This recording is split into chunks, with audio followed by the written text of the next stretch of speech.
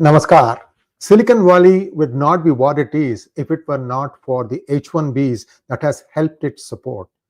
Then that begs the question, then why are the venture capitalists, especially those Indian-American venture capitalists, so silent about what is hitting the H1B program now? This is something that has been bugging me. I've been asking this question for the last few days. I'm just going to set up the scenario for many of you viewers. Look, what happens is, as a rule, startups out of 10, only one succeeds. Only one succeeds. Okay. And the VCs do invest in 10 startups, they only get one hit. And when you get that one hit, they hope that that one hit will make up for the 9 losses that they are going to incur. So what happens is the VCs are very conscious about conserving their cash. So usually what happens is money is given to only those companies who have an India strategy. What is India strategy, you ask? Well, all startups, this is for the past 15, 20 years, okay? Not exact timelines, not like I'm going to start it now, that sort of stuff, but almost all startups now have an India division. And the India division is where much of the design grunt work happens. And at some point of time, some of those people will come over to join the team that is working here.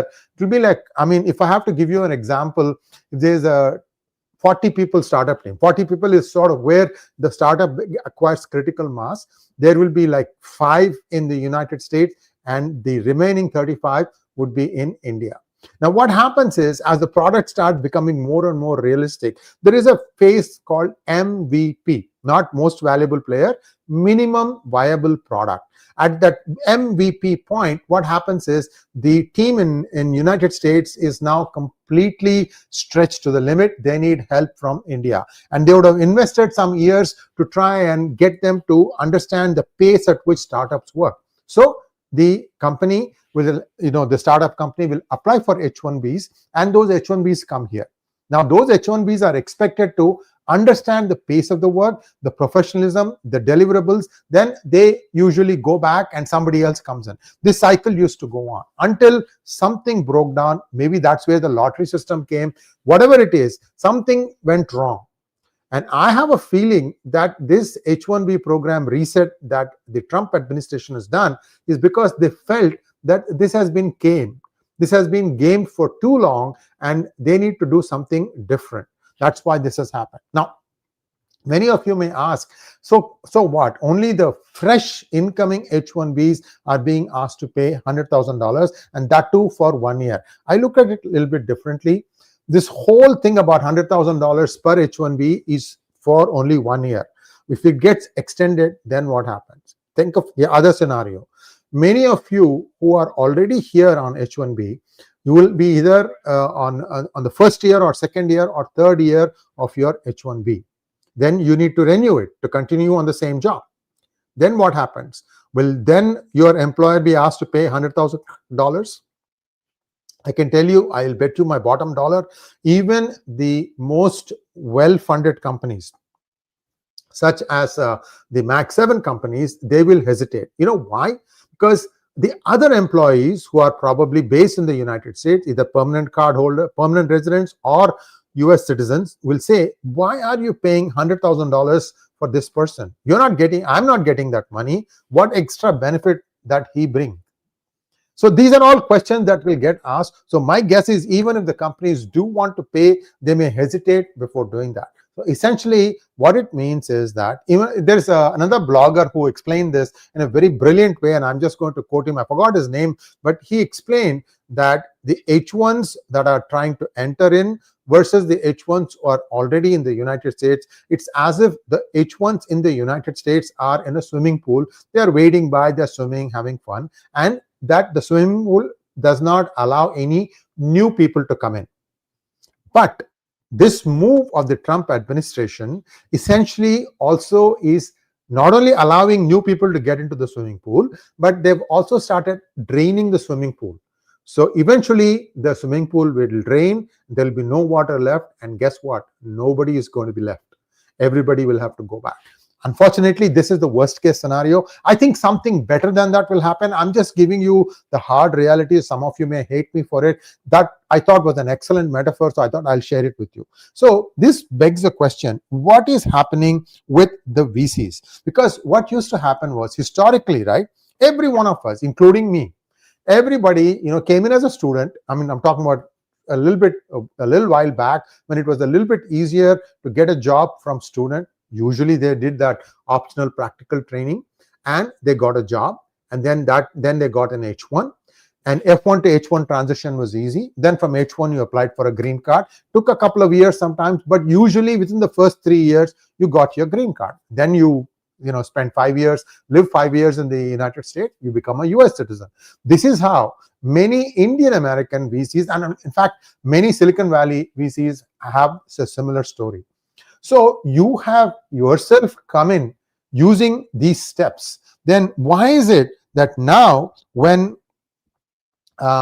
you have all your pools are going to drain away soon, why are you not saying anything? Why are you keeping quiet? I'm really finding it shocking, because the venture capitalists are not beholden to a job. These people are independently wealthy, and I have seen them weigh in on just about everything under the sun. And then yet now nobody's saying a word. What are you afraid of? Don't you think that this is unfair, especially that 24-hour deadline that was given to many people to return from whatever they were doing? That scare, I mean, people, see, there was a flight that was supposed to take off from San Francisco to Dubai. That flight got delayed by 3 hours because those people who are on H1 were flying out from San Francisco to Dubai, most likely to India. These people were called by their employees saying, don't board the plane. If you're already on the plane, just get down now. And the plane was delayed by 3 hours.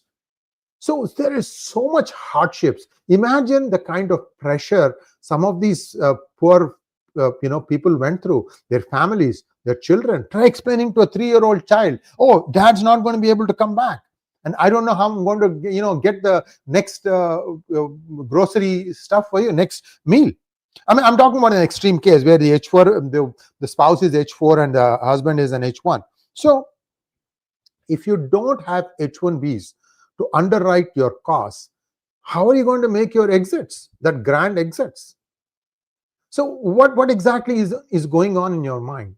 And even one token resistance, one person saying, I'm really surprised, this is a very harsh way to deal with somebody who's essentially risking their all to come work. And in startups, viewers, life is hell.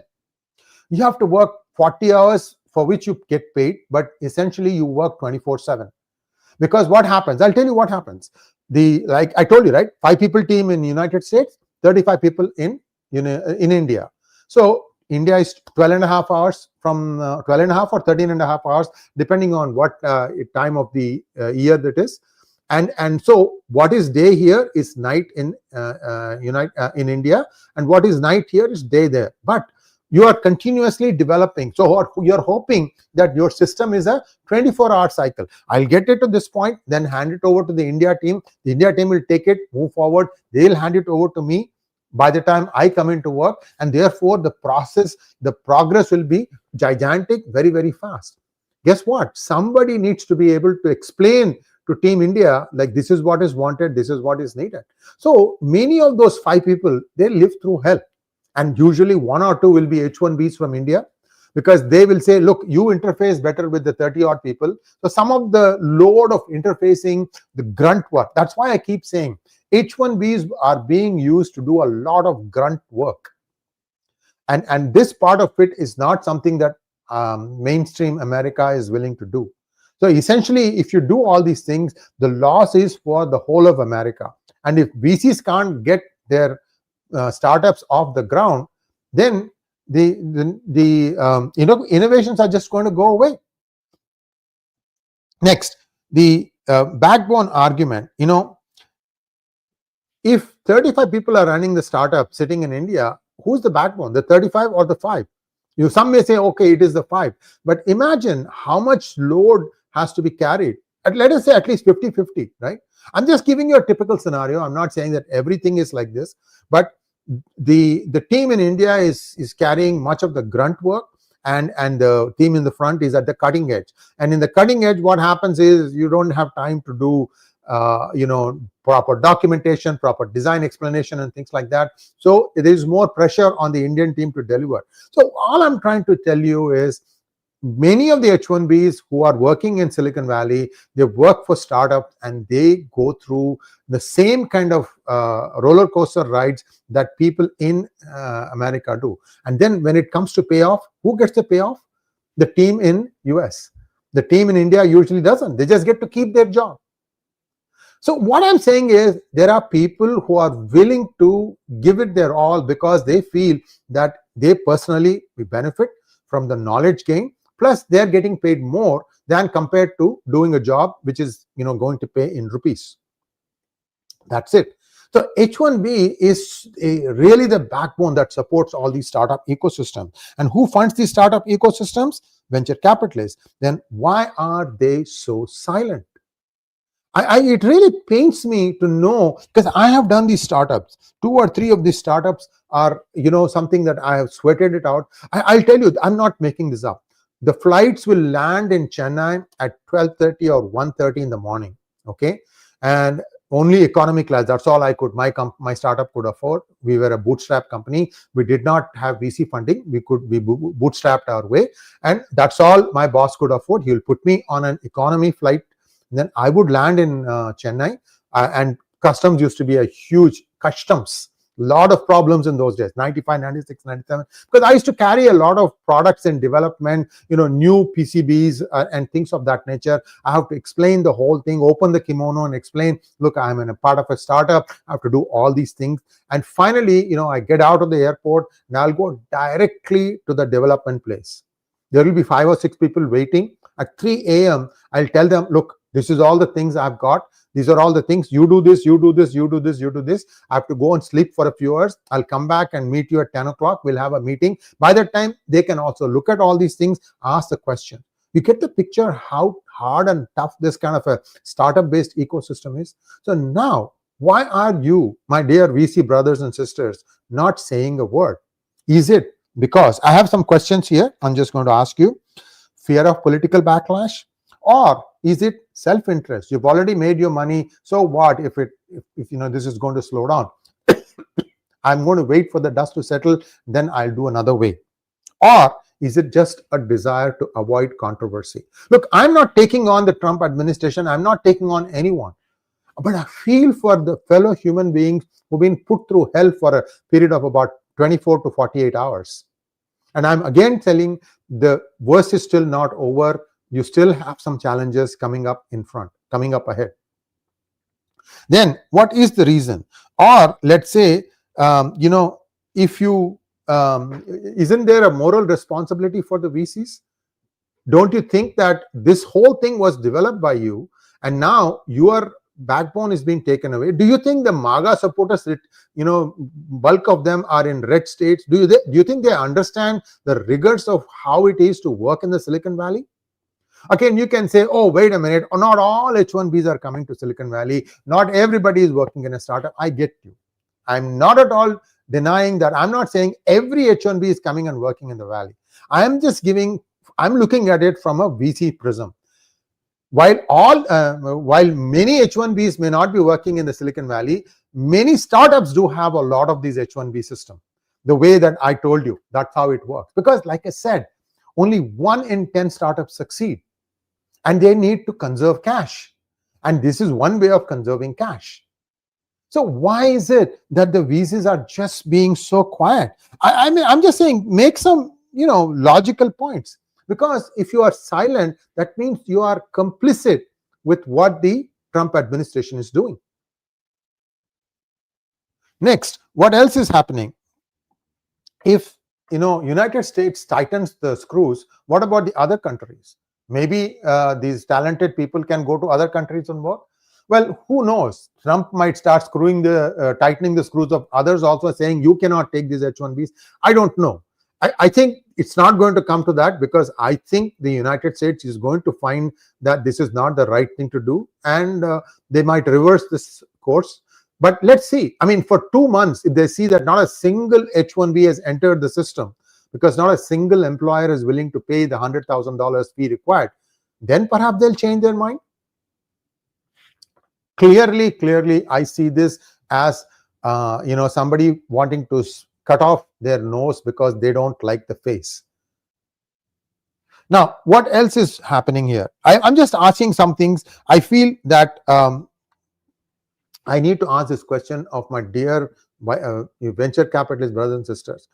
Isn't H1B your backbone? Aren't you going to do something about it? How else are you going to start funding your new startups? Certainly, there's a lot of money sloshing about in the valley, I hear. And in fact, money is in trillions, especially for AI ideas, which I think is again grossly overestimated. I've done some programs on this because I'm using AI to try and see if I can make my life easier. And if there's anything, AI has made my life harder. And the proof of that is you folks, all of you who are watching this program, you guys are not watching the AI generated, like for example, the Mathura series that we have put together. And it costed us a tremendous amount of time and money getting just that right, because in 120-second VC, in 120-second video, you will have Krishna wearing tripun. So wait a minute, no, this guy is a Vaishnava, he can't wear a tripun. But the AI engine won't understand that. It's the kind of problem that you run into that boggles your mind. One can say, okay, look, the AI tools are still in their infancy, that it's all going to work out eventually. But what I'm trying to say is, whatever it is, the AI thing about AI taking away jobs, I have a feeling if you start taking AI generated software code and start putting it in your software models and products, when the proverbial excrement hits the rotating mechanism fixed to the ceiling, you will realize that this is not such a great idea. I'm going to stop now because they have a lot of questions from our viewers, and I'm going to try and first sort out the questions and see how best I can answer your questions. Here we go. So first, I'm going to give you some people who are speaking their minds here. Since primarily Indians from the backbone IT are India, why can't they create social media alternatives for India? Why beg to stay in others' land and then cry injustice? Chandrika ji, India does not have the infrastructure to host cloud-based computing. Only recently, I think about 6-7 years, India has had data centers that are doing it. Although in United States, it has started way back in the 90s. I've seen data centers from like 30 years ago. So India has to play catch up on that. Next. So here is an interesting view. Same Chandrika again. US is doing nothing wrong. They are simply protecting the fundamental rights of their own citizens. Would Indians love if millions of people from other countries come and take their jobs? Good question. I'm hoping some of you will answer this also. Okay, here Prem says, instead of blaming the diaspora, why ask why Indian government, Modi ji, does not want to negotiate? This is a multi-layered cake, if you want, this free trade deal. We don't know what the issues are. We don't know what the sticking points are, and both countries are reluctant to admit those things. They're just giving a statement here, a poke here, a prod there, and much of that is happening only from the United States. India has been keeping quiet most of the time. So we don't know what the actual challenges are. And he goes on to say, it's the job of the government to understand consequences of their foreign policy and decisions, not the diaspora's job. Well, I leave it to you folks to make sense of what he's saying, whether you think it is the diaspora's job or not. But I'm definitely asking these questions of the diaspora. And here is an interesting point. Ganesan says, we should all stop whining. This too will pass. Yes, the visa system was really hijacked by the likes of Cognizant and other body shoppers. I don't want to take names, Ganesan. Why Cognizant alone? I think many of these companies have paid fines. They have been caught with their hand in the cookie jar. Let's not take specific names. Yes, there has been abuse, and this is a reset. But is it a reset for good? Has the H1B process completely shut? Are there going to be no more H1B jobs? That's what I'm more concerned about, because what will happen if, let's say, this becomes permanent and still things don't improve? Guess what happens? They're going to look at others who all happen to share the same characteristics. Again, I'm not warmongering, or I'm not scaremongering here.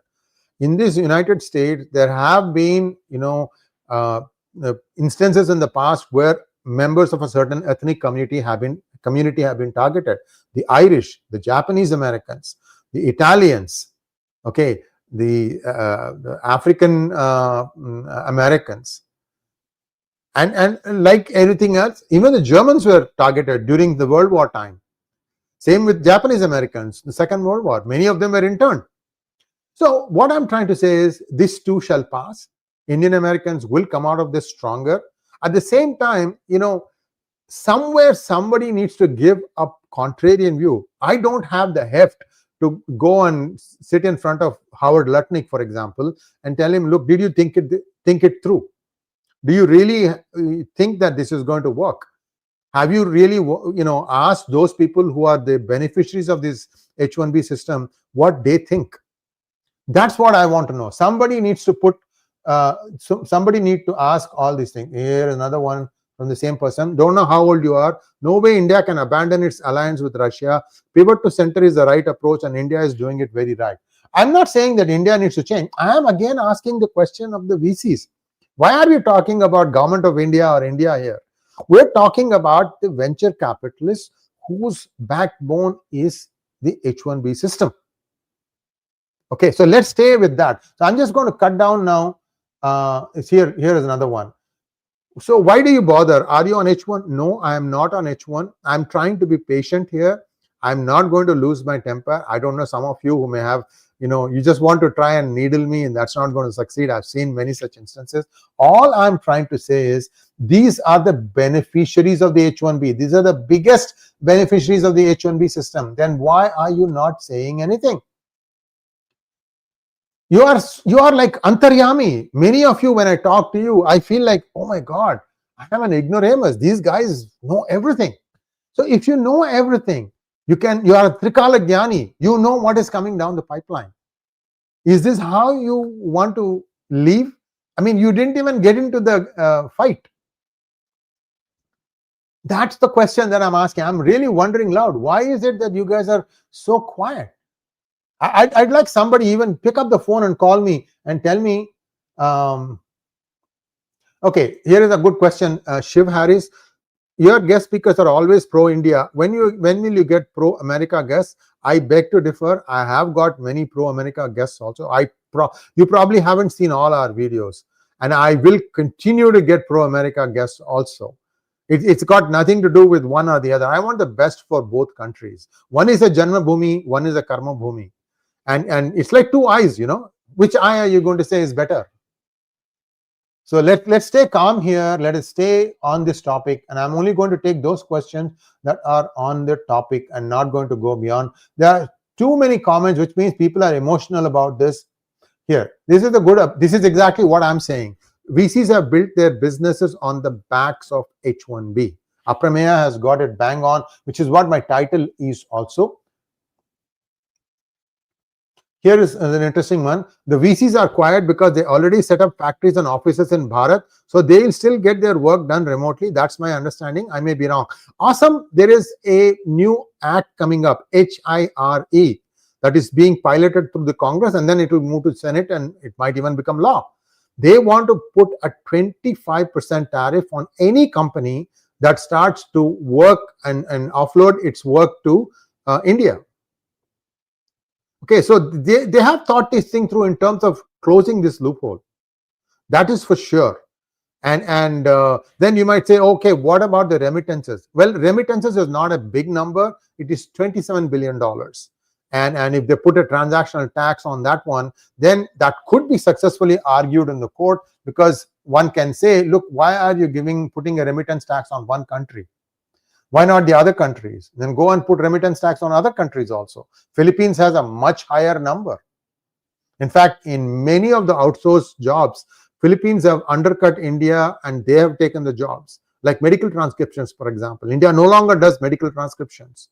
This is again, heavy duty load, where the doctor in United States will dictate out the prognosis, diagnosis, etc., and that audio clip goes to somewhere in some country, some part of the world, and it gets transcribed. And then somebody has to check and make sure that the terms used are correct. They have to understand the accent. lot of laborious work. That's what H1Bs were used before. And I'm sure there are some being used now also, maybe from Philippines. This is not Indian centric H1B, but since it is being viewed that way, I'm just trying to make a point. The VCs are also, I'm saying most of the VCs are of Indian-American origin. I'm not limiting it to, I'm not saying that others are not doing it. VCs understand that they can, basically amortize the cost differential and make bigger, make their investment last longer. Brawny Batman says, sorry sir, some NRIs are so shameless, ignorant and arrogant. They've been abusing, insulting India to seek validation from their white masters. Now they want Indian government to save them. I'm not asking Indian government to save them. We have to save ourselves here. This is a big business. We have made billions here. Like, see, I'm not a VC. I've never been a VC. I've never had that kind of money to, I put my money where my mouth is. P Guru's effort, maybe many of you know me from my video channels, video content, but take a look back at pgurus.com. It's 10 years old. Almost all the scams of UPA were first reported in great detail in pgurus.com. Almost all, okay? We were the first ones. And yet I have not seen even a mouse of a corrupt UPA politician go to jail. That is the reality. Okay, so why divert away from the topic, guys? Let's just stay on the topic. I have a few questions lined up, and I'm going to just take a look at it. Once these questions are lined up, I'm not going to take any more new questions, and then I will wrap this thing up, because I want this thing to be short and sweet or hot. You guys can decide. Just 1 second. Yeah. Sonia Sinha, I don't know if you understand what is happening in the USA. You are under complete surveillance under all the time. I don't know if anyone wants to take on the US government right now. I don't want to answer that question. I am basically putting myself out there with my comments, and there is a freedom of speech. And again, I'm not abusing anyone. I'm just asking questions. Nobody gets prosecuted for asking questions. Oh wow, there are a lot of questions coming in, viewers. Just give me a second here.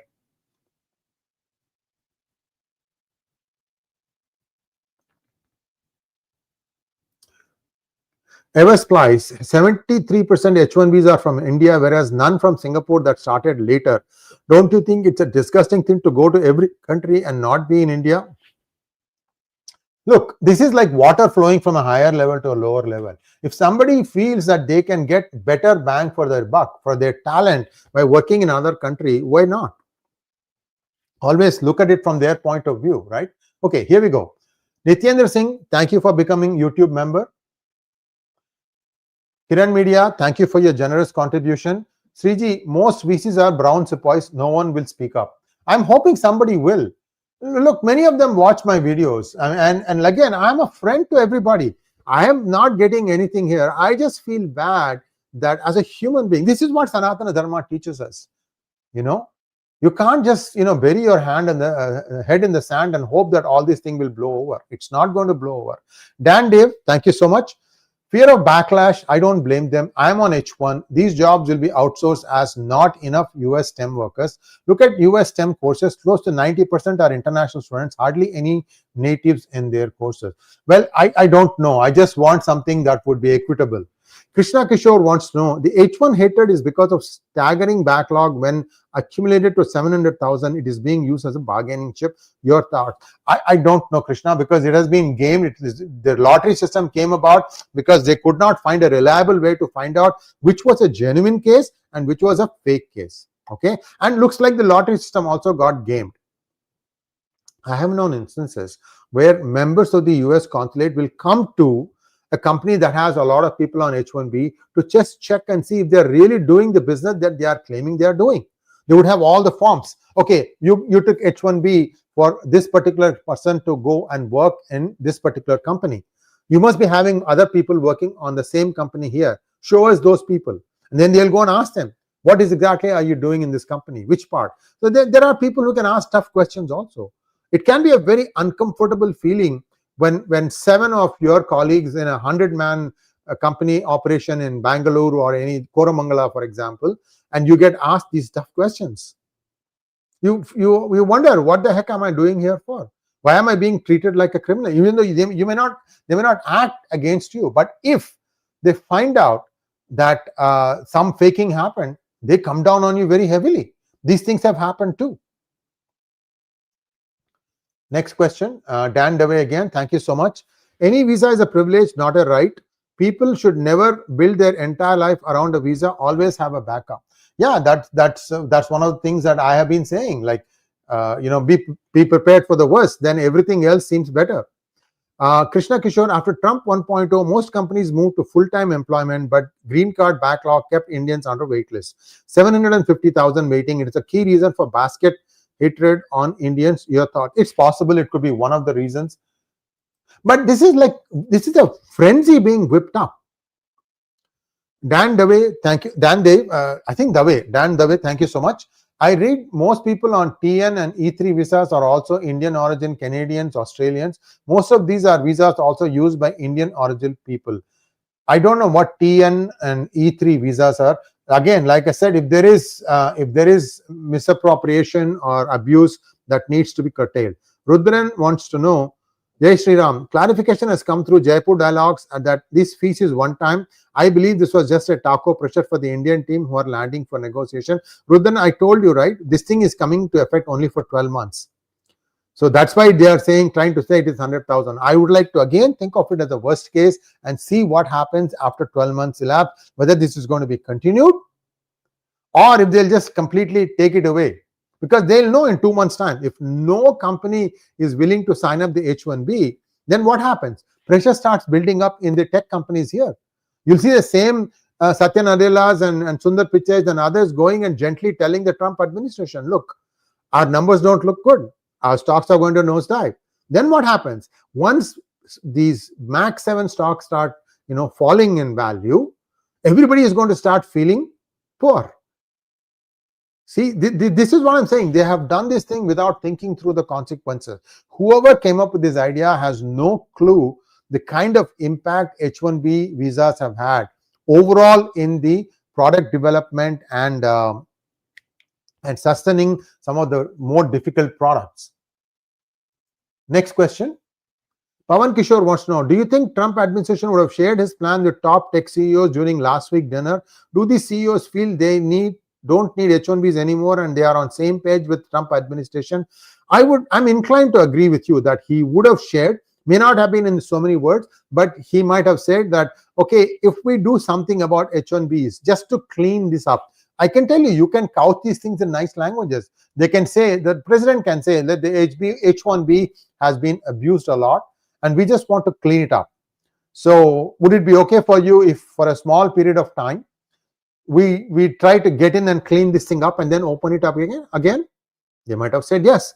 Again, I was not part of that meeting. I did not talk to any CEO or attend that meeting. I'm just saying it is a possibility. All I'm hearing is that there was indeed some discussion about this and they knew that this was coming down the pipeline. Apramaya again, sir, what will happen to F1 visa students who will graduate next year? Well, there is now chorus building to say that OPT should be cancelled. If the OPT is cancelled, then what happens is essentially the day you graduate from F1, you need to be able to land a job on H1. You think that's possible? Think about that.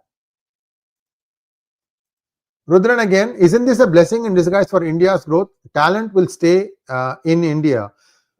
I don't know. India is reacting. They should have done a lot of things before, but they didn't do it. That's again because India has so many challenges, internal, external, and so on and so forth, that India can only react. India does not have the capacity to be proactive. I have personal experience. I've shared these things with you, how I had taken blockchain many years ago. I had tried to create a product which was almost, or in fact, better than WhatsApp, and they did not find any takers. WhatsApp has been around for what, 10 years? Hasn't changed much, has it? Facebook hasn't changed much. YouTube hasn't changed much. Twitter hasn't changed much. Twitter changed the name from Twitter to X. But the underpinning work has not changed, right? So they knew these things were there, and all these things are nearing saturation now. Unless something comes even better than this, they are not going to go away, because they are fulfilling some essential component of people's life. People use Facebook to promote their products. That's why the Nepal revolution became so big, because they are dependent on tourism, and tourists would look at the Facebook page of a particular vendor and to understand that, okay, I'll place an order because I'm coming. For example, you want a custom shawl made with something like maybe 𝗥𝗘𝗙𝗥𝗘𝗡𝗥𝗥 face knitted in or something like that. Those things used to happen on Facebook, and when they took down the social media, everybody's business started getting hurt, right? So my point in saying this is, there are bureaucrats who don't understand, they don't see the farsightedness that there needs to be something that should have been done. And I was very disappointed when that happened. But then what can I say? The loss is for the entire country. At least one product could have been there that would be completely maintained from within India. It would have serviced all the people in India, and it would have, perhaps we would have had to charge a little bit of money, because even at that time, the backbone infrastructure, that is servers, things like Amazon Web Services, it was still coming in, it was in its infancy. But be that as it may, something would have happened. Today it is possible. Many of the infrastructure servers are available in India. A product like that is possible, but then we have lost already many years. And this is just my one single product. I've beta tested that product in India under 2G, 3G environments, and that time 5G wasn't there. 4G was just making an entry, and it has worked. In fact, it used to auto translate. You could be a Kannadiga, I could be a Tamil guy. I could type my message in Tamil. It would auto translate and send you the same message on your WhatsApp account in Kannada. You could respond back in Kannada, and then I would see that as English. We were, embedding the Google translation into the whole product. In fact, it's also we also had another feature, which was profile. That is, you have, let's say you use a WhatsApp account today, right? In WhatsApp account, you have your business contacts as well as personal contacts. We used to have profiles, so that you could have a business profile where only the business contacts would be there. And you could have a personal profile where all the personal contacts would be there. So what happens is the two worlds will not intersect by mistake. So we tried a lot of things. Unfortunately, people didn't see the wisdom of it, and we couldn't launch it on our own to wait and see if it will pick up, because everybody today is still used to using WhatsApp free. We make calls on international calls using WhatsApp. We make text messages. We share first thing in the morning, good morning with some inspirational message. How much are we paying for all that? Nothing. Then what does WhatsApp get in return? One must ask that question also, right? Anyway, Rudran says, I believe that time is not far. Indians will be pushed hard enough to vacate yours. I think I don't agree with you on this, Rudran, because Indians have assimilated themselves well into the society. Like I said, it has been in the past. We've had many challenges where every ethnicity has been challenged for their coming to the United States. They have been discriminated also. They have been attacked also. Even Jews got attacked. So don't take it that way. I'm much more positive that this too will pass. Venkat wants to know, time for more privatization and end of red tapeism in Bharat. Privatize entrepreneurship, generate jobs, end reservation through backdoor. This is the more complicated topic than this, Venkat. I think if somebody wants to know, if they're seriously interested, I do work with many captains of the private sector in India. Many understand this thing. Many also understand the limitations of workforce in India when it comes to product development. Product maintenance, India can do it. Product development, different cup of tea. Gitanjali wants to know, sir, is it done to help some other country? I wonder. I don't know. Anything is possible. I mean, conspiracy theories will bloom, and that is usual, right? Vijay, thank you for becoming a YouTube member. Dan Dave, thank you so much. Indians hold 75% of H1, and of those Indians, 75% are Telugu. Our Telugu brothers really championed the H1 visa. I'm not sure about the demographic distribution. I mean, it could be. It's okay. I mean, people are here because they are deemed qualified. Dan Dave again, thank you so much. I don't recommend any Indians to come to study in the US. If you come to work, just treat it like Dubai, make money and leave when you have to. Dan, I have been saying this for close to 8 months. When the first big university scam happened in Canada, I said that, look, it's time now, put a pause on coming to United States and Canada and UK, 3 countries I had said. It's no longer safe for Indian, excuse me, especially from tier 2, tier 3 cities, where the aspirations are much more than the tier 1 cities, for you to come here, because you will suffer. So that's what I had suggested, and you are basically echoing the same thing. And Vijay, thank you so much for becoming a YouTube member. And that brings us to a close of today's program. Thanks for watching. Please like, share, and subscribe to our channel. Don't forget to click on the bell button for notifications. Namaskar.